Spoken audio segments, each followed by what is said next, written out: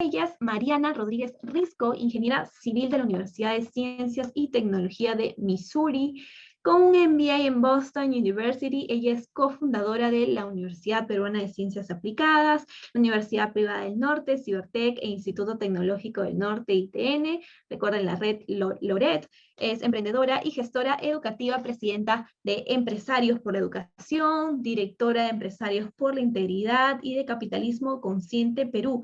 Recuerden que también es miembro de Es Hoy, de L+1, CUNAM, de la Fundación de Mujeres de Directoras Corporativas y de Women CEO Perú. ¿Qué tal? ¿Cómo estás, Mariana? Un gusto compartir este espacio contigo aquí en KN. Muchas gracias. Hola, ¿qué tal? No, muchísimas gracias por la invitación. Gracias de ti, te dejo todo el espacio para que puedas comunicarte con los jóvenes que nos están escuchando el día de hoy. Ok, bueno, realmente me estoy muy contenta de estar en este espacio para poder compartir con ustedes, jóvenes que están participando en este evento de KN, mis reflexiones acerca de un tema que es súper importante en esta época y que se conoce poco en realidad, que es el tema del liderazgo consciente, ¿no? Entonces voy a empezar con una historia. Ustedes se van a imaginar a Pedro, ¿no? Pedro es el gerente general de una fábrica textil que está en una ciudad de la costa fuera de Lima. Es un personaje imaginario. ¿Eh? Son las 5 de la tarde y el gerente de planta de la planta textil entra a la oficina de Pedro, el gerente general, y le dice que por un error todo el lote de ese día está fallado y que ha salido fallado y que no van a poder cumplir con la entrega de un contrato que es el contrato más importante que tiene la fábrica en ese mes y que además con un cliente muy importante y que está programado para ser entregado el día siguiente a las 8 de la mañana. Y que además, si no cumplen, les va a caer una enorme penalidad. Entonces Pedro se pone furioso, ¿no? La primera pregunta que hace es, ¿quién tiene la culpa? ¿No? Luego ordena que cierren las puertas de la planta, que nadie se va a su casa, baja junto con el gerente de planta, despide al supervisor, porque supuestamente él tiene la culpa, frente a todos los trabajadores, y empieza a dar órdenes para rehacer el lote, mientras piensa en su cabeza, todos son unos ineptos, ¿por qué siempre tengo que hacer las cosas yo mismo?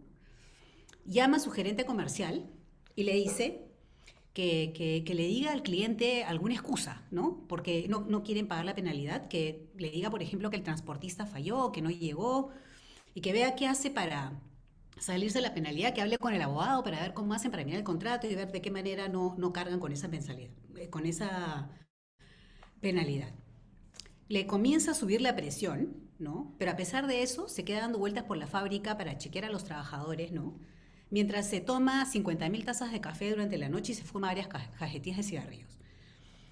Y está preocupado y preocupado pensando en que si esto no se arregla, ¿cómo va a ser para hablar con el directorio? Porque él ha prometido una meta, llegar a una meta económica ese mes y definitivamente si esto no se arregla, no se va a cumplir.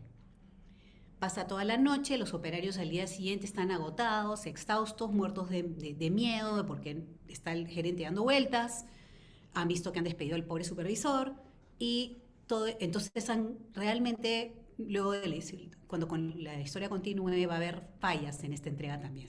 De repente el camión llega, de repente el lote sale, pero no necesariamente va a ser de la mejor calidad. Y no sabemos si el cliente se dará cuenta o no. La cosa es que esta es una espiral, ¿no?, que va hacia abajo.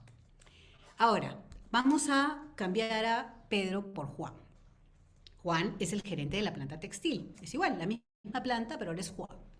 El gerente de planta entra a la oficina de Juan y le da la misma noticia.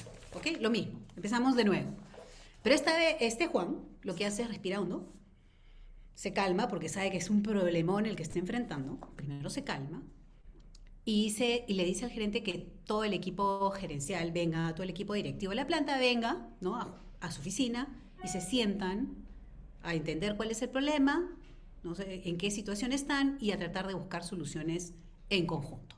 Una vez que termina la reunión, Juan y el gerente de planta, junto con el supervisor, que ha estado, inclusive lo han llamado a la reunión para que explique qué pasó, se van hacia la planta donde están los operarios y solicita voluntarios para rehacer el lote. Les explica a todos los operarios de la planta que ya estaba terminando su turno y se tenían que ir, que ha habido este problema. No le echa la culpa a nadie, simplemente explica que hay el problema y la consecuencia para la compañía si es que el lote no se entrega al día siguiente, y pide voluntarios para que se queden a rehacer el lote. La mayoría acepta, algunos se van porque tienen otras cosas importantes que hacer en su vida. Y él simplemente pide voluntarios sin ninguna consecuencia para los que decidan no estar. Durante la noche comienzan a llegar voluntarios de otros turnos porque se pasan la voz y a operarios de otros turnos, y estos operarios comienzan a llegar para ver qué pueden ayudar.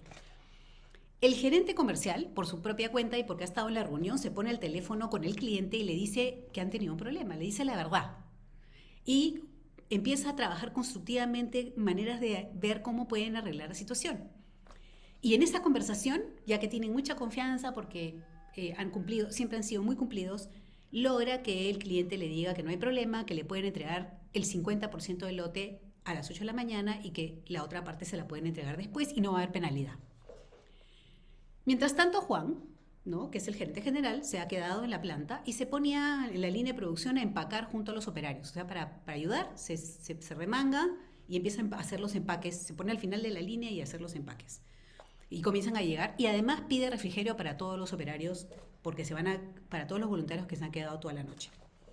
Al día siguiente, cuando entra el camión y han logrado hacer más del 50%, han podido llegar hasta el 60% del lote, pero de buena calidad, todos los operarios que están cansados, pero se sienten satisfechos con haber podido sacar adelante esta situación, aplauden mientras el camión se va hacia el cliente. Unos días después, Juan se reúne con el equipo nuevamente y con mucha calma y tranquilidad dicen qué pasó. Examinan la razón del problema y se dan cuenta que efectivamente el supervisor cometió un error, pero que se podría haber evitado si el sistema le hubiera dado una buena alerta. El sistema no le dio una buena alerta y lo que hay que hacer es mejorar este sistema que tenemos, tecnológico, para que le dé al supervisor, cualquiera que este sea, una alerta cuando algo no está en su línea. Y Juan está completamente convencido de que el directorio le va a aprobar todos los gastos extra, porque va a pagar horas extras a todos los operarios, todo esto va a costar dinero, no va a tener que pagar la penalidad, pero igual va a costar más dinero, y que sabe que el directorio va a aprobar esos gastos sin ningún problema porque esta empresa es exitosa y tiene espalda como para poder manejar este tipo de problemas, y porque el propósito de la planta está alineado con dar los mejores productos sin contaminación hacia sus clientes.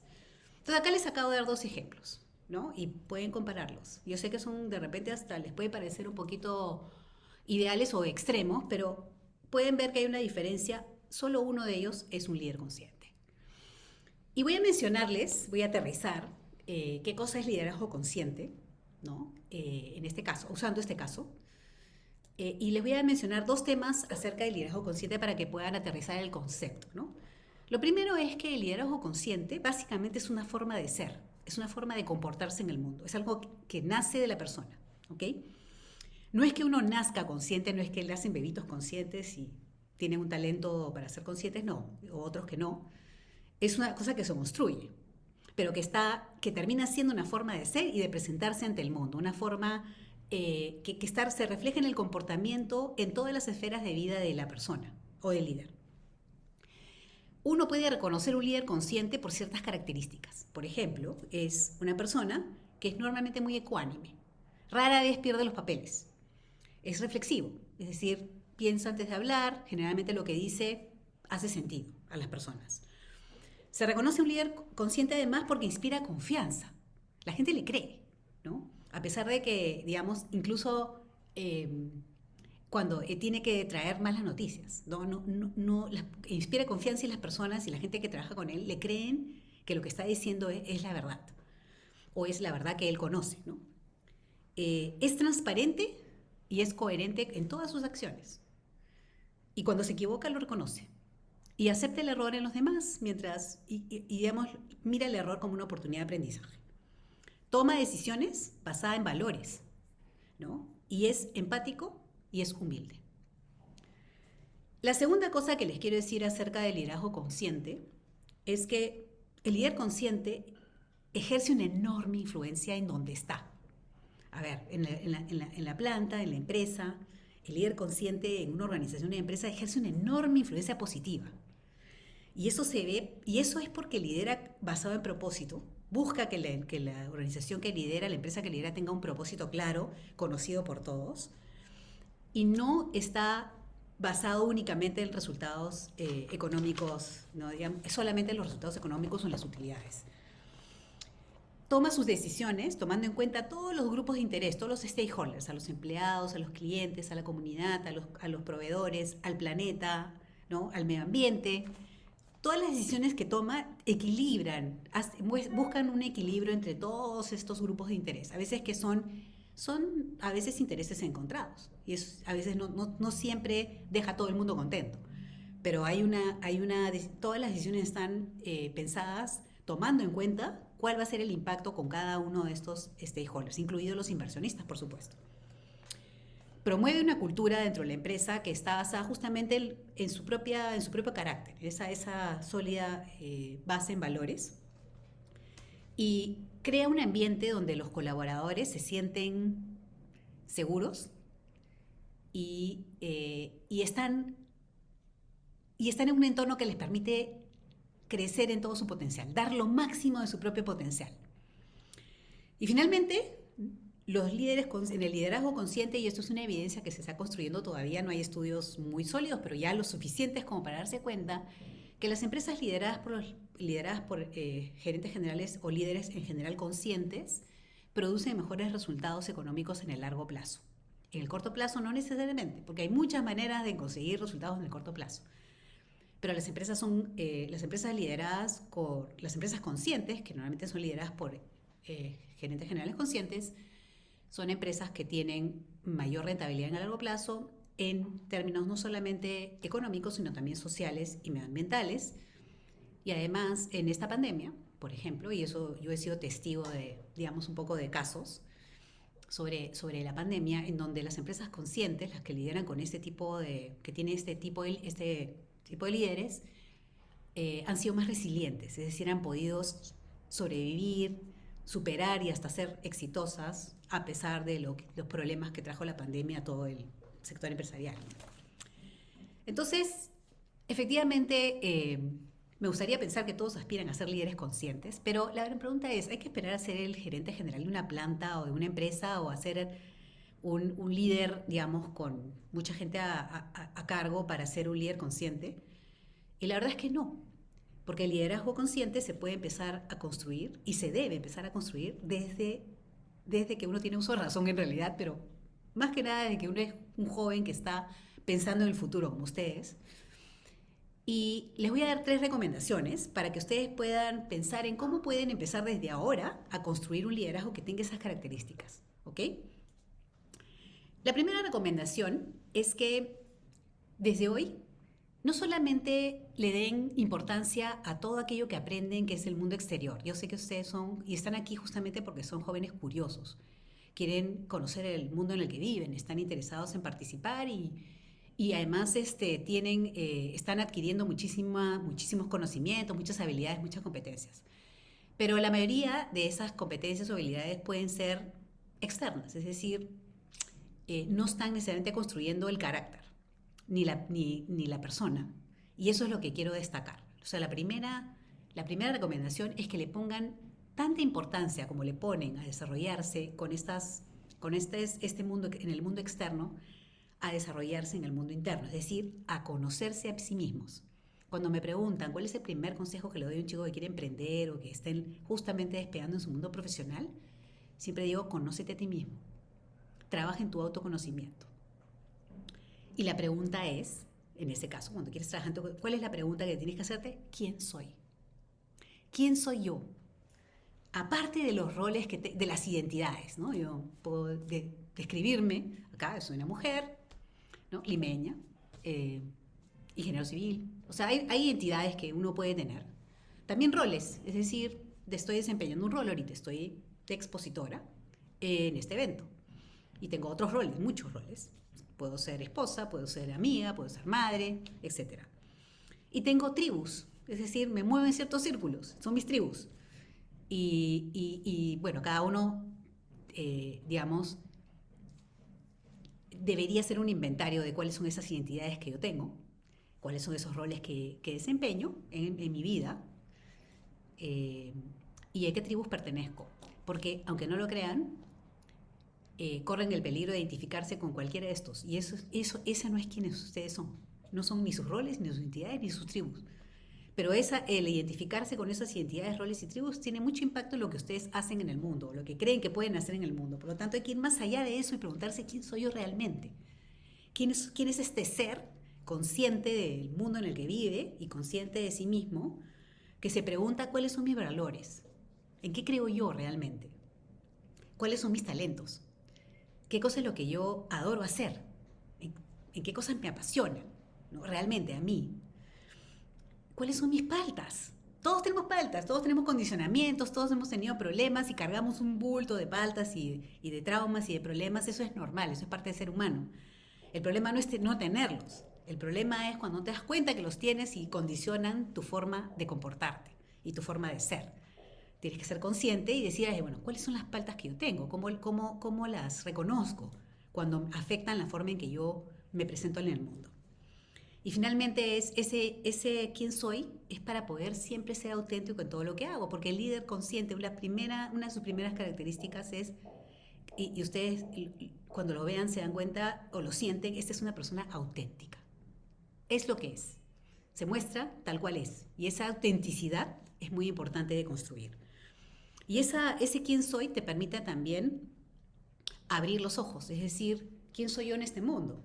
O sea, abrir los ojos a más allá de tu vida en este momento, abrir tus ojos hacia el mundo, como ustedes están haciendo hoy día, que están presentes aquí justamente porque están tratando de abrir los ojos y decir qué está pasando en mi país, cómo puedo yo ser parte de la construcción de un país mejor, por ejemplo, ¿no? ¿Cómo puedo yo participar? Pero la segunda recomendación es la respuesta a la pregunta, ¿cómo quiero actuar en el mundo? ¿Quiero actuar como Pedro o quiero actuar como Juan? ¿Actúo como Pedro normalmente en mi vida ahora o actúo como Juan? O sea, ¿me parezco más a Pedro o me parezco más a Juan? Es una pregunta bien importante. Y la recomendación es, hay que ponerle también mucha importancia a desarrollar tu inteligencia emocional, a poder manejar tus emociones. ¿Qué es lo que finalmente mueve a Juan? Aparte de los valores y ese autoconocimiento, lo que hace que Pedro reaccione tan mal es porque no controla sus emociones. Acuérdense que no he puesto a Pedro y a Juan como ejemplos de un gerente malo o un gerente bueno. Ambos son buenas personas. Pedro y Juan son buenas personas, no son malas personas, no tienen malas intenciones. Simplemente Pedro no maneja sus emociones y Juan sí. Y ustedes, otra recomendación que les doy desde hoy día, comienzan a pensar en estarse haciendo la pregunta, ¿cómo me comporto yo en el mundo? ¿Cómo actúo yo en el mundo? ¿Realmente soy capaz de gestionar las emociones que tengo o me controlan a mí? ¿O soy un rehén de mis emociones? Es decir, cuando algo me molesta, pierdo el control y hago algo de los cuales después me puedo arrepentir o tengo la capacidad de ser reflexivo y pensar antes de actuar. Y eso se va construyendo en el tiempo. Y la tercera recomendación que les doy es que es importante empezar a desarrollar ciertas prácticas de algo que se llama el mindfulness. No tengo tiempo de entrar en detalle en lo que es el mindfulness, pero al final el mindfulness es un conjunto de prácticas que lo que hace es que te permiten encontrar un espacio de serenidad y de calma para no ser reactivo, sino más bien responder desde un lugar de calma y serenidad y desde una claridad con respecto a quién eres y cuál es tu propósito frente a cualquier problema que se te presente en el mundo. Y todos vamos a tener muchísimos problemas que enfrentar. Hoy en día, en realidad, nos despertamos en la mañana y estamos ya enfrentando algún tipo de problema que nos moviliza, ¿no es cierto? Entonces, la tercera pregunta que se tiene que hacer, además de quién soy realmente, si soy auténtico, además de cómo quiero actuar en el mundo, ¿estoy siendo Pedro o estoy siendo Juan? La tercera pregunta que tiene que hacerse es, ¿cuál es mi propósito? ¿Para qué estoy en este mundo? Y el líder consciente lo tiene claro, está en el mundo para servir, para hacer que el mundo sea mejor, porque él está ahí, porque él está presente en el mundo, por eso el mundo puede ser mejor.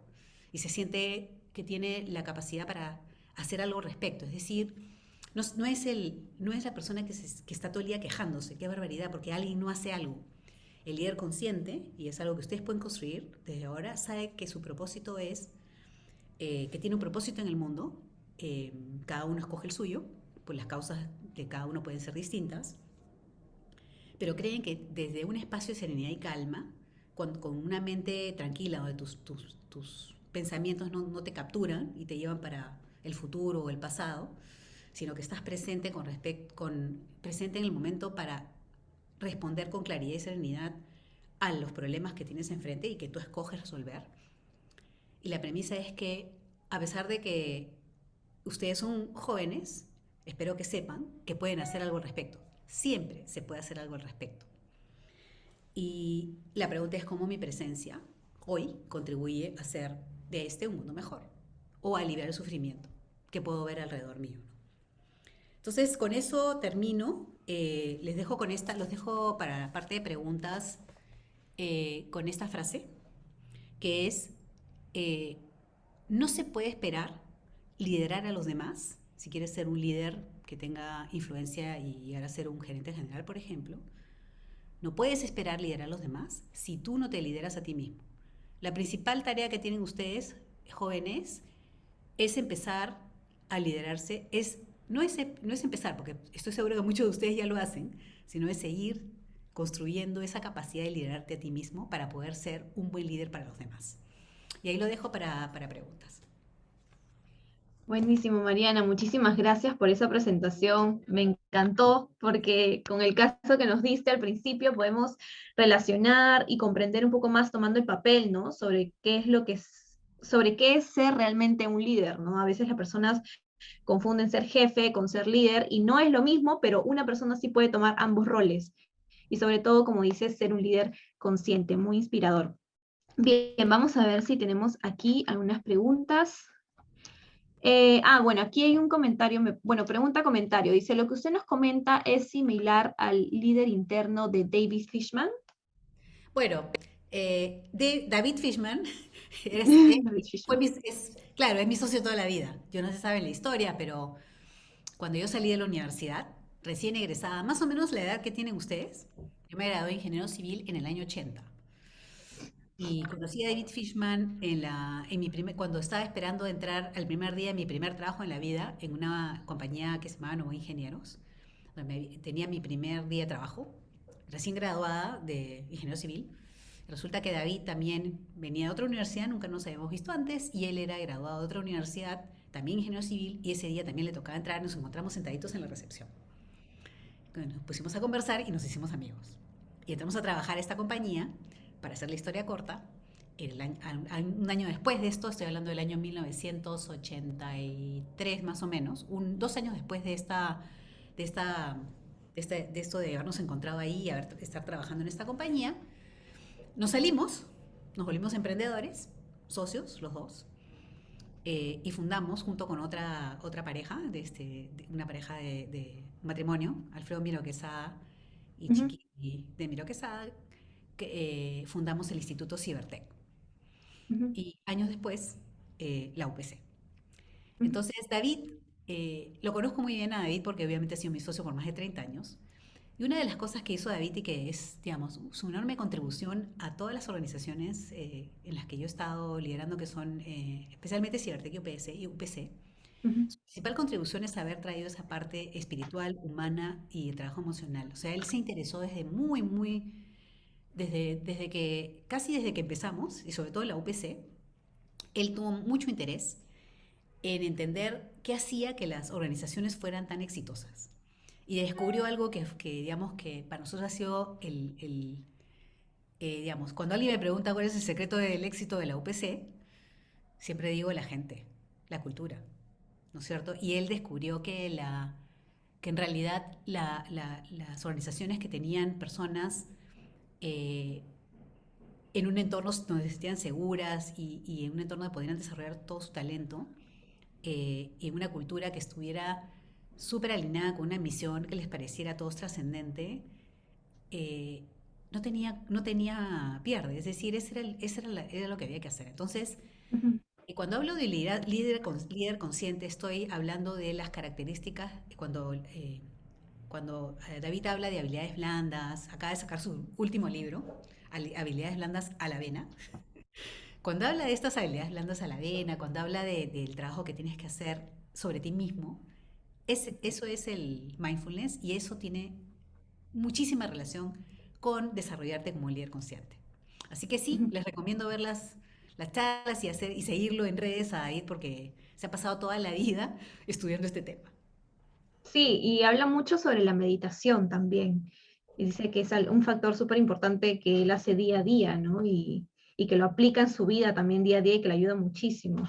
Sí, no sé cuántos de ustedes jóvenes meditan, ¿ya? Porque a veces en el mundo de los negocios, en las empresas, es muy gracioso, pero todavía hay algunas empresas donde tú dices la palabra amor o dices la Ujú, palabra meditación, espiritualidad, y la gente se incomoda. Es como les da ujú. como, o sea, Miran raro. la gente de mi generación, la gente de mi Sí. generación como se sienten incómodos, ¿no? Y eso que ya se digamos, ha habido hay más aceptación a palabras como empatía, Ujú, amor, digamos, meditación en las organizaciones, pero ujú, todavía incomoda, todavía. Pero me gustaría pensar que en las generaciones más jóvenes, como las de ustedes, ujú, eh, empiezan a darse cuenta que el trabajar en calmar la mente a través de la meditación es un instrumento increíble. ujú. Yo por lo menos les digo que dos cosas así prácticas que uno consigue con la meditación, ¿ya? Y hay diferentes formas de meditar, ¿ah? No hay una sola. No, no es solamente sentarte en un cojín por 20 minutos o más, no, no, hay muchas maneras. Pero la meditación como práctica lo que te hace es que te da una mente muy clara, hace que tú puedas no ser capturado por tus propios pensamientos o que no creas que tú eres tus pensamientos. Te comienzas a distanciar de eso y a darte cuenta que tú no eres lo que piensas, Ujú, es el observador de tus pensamientos. Y entonces lo que hace es, una, tu capacidad de concentración se incrementa muchísimo. O sea, una práctica de meditación regular, y no tiene que ser muy larga, puede ser 10 minutos al día, no bien. tiene que ser más, aumenta tu capacidad de concentración muchísimo. Y la otra cosa que te da es aumenta tu capacidad de creatividad. O sea, expande tu capacidad de ser creativo. Y créanme, yo lo he experimentado. Ujú. Uno se vuelve mucho mejor, una persona con mucha capacidad de enfoque y de concentración y una persona con mucha más capacidad de expansión y de creatividad si es que hace meditación. Excelente. Sí, es súper importante. Hay muchas empresas también que ya están aplicando estos espacios para meditar, para concentrarse, para impulsar la creatividad, ¿no? La ergonomía también, que he visto que en algunos lugares ya se está volviendo una carrera. Entonces, creo que ya es porque sí tiene una gran importancia, ¿no? Aquí hay otra pregunta de Nilo, dice, ¿qué hacer para reconstruir la confianza perdida? ¿Cómo fortalecer la confianza existente? ¿Cómo romper esa relación común y corriente? Sí, no, la confianza es la base de una cultura de alto performance para mí. Por ejemplo, en caso de UPC, eh, una de las cosas digamos que siempre me di cuenta y me quedó clarísimo que el hecho de que hubiera confianza, y eso se midió a través se puede medir, o sea, la confianza empresarial se puede medir y nosotros en UPC la medimos, es decir, hay un ente externo que entra y se llama el Trust Index, el índice de confianza. Mm, Y ese Trust Index lo que hace es medir qué tanto confían las personas en la empresa, los colaboradores, ¿ah? Estoy hablando de todos los que trabajamos, todos incluidos, qué tanto confiamos en la empresa. Y créanme, la confianza es una de las cosas más sólidas, lo que más solidez le da a una empresa, porque permite que a la empresa avance, permite que tome riesgos, permite digamos, da una enorme libertad para que las personas puedan hacerlo, digamos, sacar adelante, sacar afuera todo su potencial, sin miedo a equivocarse y a represalias. Porque todos saben que la confianza está basada en dos cosas. Uno, en que todos no tienen miedo de mostrarse como son y ser vulnerables frente a los demás. No importa en dónde estés, si eres el gerente o eres un asistente de ventas, todos tenemos la confianza de ser vulnerables frente a los demás, a mostrarnos tal cual somos. Y la segunda es, la confianza hace que las personas, digamos, tengan claras las intenciones. Es decir, pueden haber mil errores. Todo el mundo se puede equivocar, porque todos somos seres humanos. Pero todos reconocen, porque hay confianza, que hay una intención. Ahora, la pregunta de los 500.000, ¿cómo reconstruyes confianza? Bueno, hay que tener muchísima paciencia. Acá no sé de qué confianza me está hablando. ¿Quién hizo la pregunta? No me acuerdo el Ah, nombre. Nilo, pero a Nilo, ver, déjame dice, buscar la yo sé pregunta. que, porque obviamente ahorita estamos tratando de construir confianza en el país, Ujú. porque tienes la confianza entre dos personas que la perdieron, la confianza en la organización, la confianza en tu equipo, pero hablemos de la confianza del país en el empresariado o la confianza del país en general, ¿no? Sí, hablemos de la confianza del país en el empresariado como un ejemplo, ¿ya? Nos hemos dado cuenta que la sociedad en general no confía en los empresarios. O sea, hay montones de indicadores y de estadísticas que dicen que el ciudadano de a pie piensa que todos los empresarios no hay que confiar en ellos porque siempre van a pensar en sus propios intereses, van a ser unos mercantilistas y que lo único que les interesa es eh, llevar agua para su molino. Entonces, eso es desconfianza. Y por más que yo te diga y haga publicidad o que digamos, trate de hacer declaraciones, como por ejemplo el problema de las declaraciones empresariales ahora es que efectivamente ahí están las declaraciones, ¿no? Pero la gente no confía. Entonces la pregunta de los 500.000 reales es cómo consigues construir esa confianza. Y la verdad que no hay atajos. La construyes haciendo depósitos de confianza, así como haces depósitos en el banco. Entonces, tienes que construir confianza en el empresariado del país. El empresariado tiene que hacer cosas que demuestren y evidencien que lo que dice es lo que dice está alineado con su intención. Que lo que tú estás diciendo que estás tratando de hacer, es decir, de ser un empresario responsable, ético y transparente, es verdad. Y lo demuestras con estos depósitos de confianza, que son acciones evidentes, transparentes, que todo el mundo puede ver, que están alineadas con esa intención declarada. Y lamentablemente no hay atajos ni cortos plazos. Eso tiene que ser a lo largo del tiempo. Lamentablemente la confianza se destruye en un segundo, pero se construye poco a poco con el tiempo. Exacto, sí, muchísima razón. Aquí hay una pregunta de Juan Carlos Asto. Dice, una mejor empatía nos haría una mejor sociedad. ¿Ser empático debería ser un requisito básico para ser profesional? ¿Las empresas deberían dar charlas a los trabajadores sobre la empatía? La empatía no se puede, no se puede aprender teóricamente. Puedes Sí. leer un montón sobre empatía y ser tremendamente poco empático, digamos, ¿no? La empatía en el fondo, es muy personal, ¿no? La empatía es esa capacidad que desarrolla de ponerte en los zapatos del otro. O sea, al final la empatía es una emoción, es una emoción que sientes o no sientes, ¿no? Ahora, obviamente la empatía tampoco es que naja de bebés empáticos y bebés que no son empáticos. Obviamente la capacidad de ser empático se construye. Es cierto que es bueno saber de qué se trata la empatía a nivel teórico, pero la empatía en realidad se construye en las empresas a través de referentes. O sea, los líderes tienen que ser empáticos, para empezar, y ser modelos de empatía. O sea, ¿cómo logras que tu empresa sea una empresa que tiene como característica cultural gente empática? Primero, que efectivamente cuando contratas a las personas, pones un filtro. Hay maneras de medir si la persona es empática o no. Entonces, busca gente empática, para empezar. Contrata gente empática. Pero no solamente basta con contratar gente que es empática, sino que también dentro de la organización construyas una cultura en la cual tú, como líder, eres referente de la empatía. Es decir, la gente puede mirar y ver que tú eres empático. Y entonces eh, este comportamiento tiende a ser contagioso. Claro, La empatía se contagia, ¿eh? Ahora, sí. ojo, la empatía no es suficiente. Porque yo me puedo poner en los zapatos del otro y no hacer nada. Y Ujú. entonces lo que pasa es que tengo que entrar a la compasión, que es la empatía en acción. O sea, no hay que quedarse en la empatía, hay que ir a la compasión. Ese paso tampoco es parece fácil, pero no.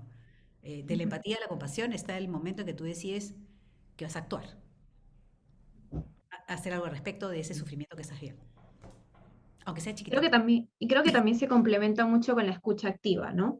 La escucha activa, la empatía, la compasión, Es que si ¿no? O no, sea, si ujú, no tienes escucha activa, tu empatía está basada en claro. que tú asumes que el otro Ujú. tiene un problema y le das una solución que no tiene nada que ver porque ni siquiera lo escuchaste. La exacto. empatía, digamos, la empatía necesita escucha activa. Escucha activa, Sí, claro. exacto.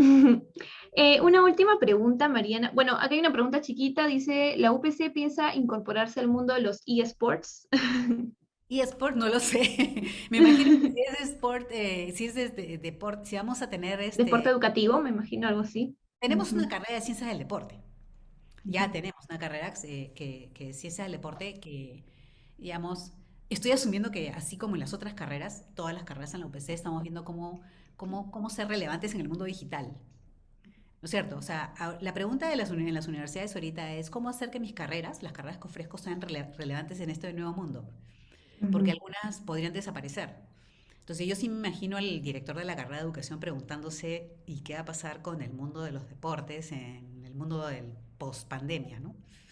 Y yo creo que no conozco mucho sobre eSport, ¿no? Pero asumo que hay un componente digital que está entrando en el mundo del deporte que no es poca cosa, hay que tomarlo en cuenta.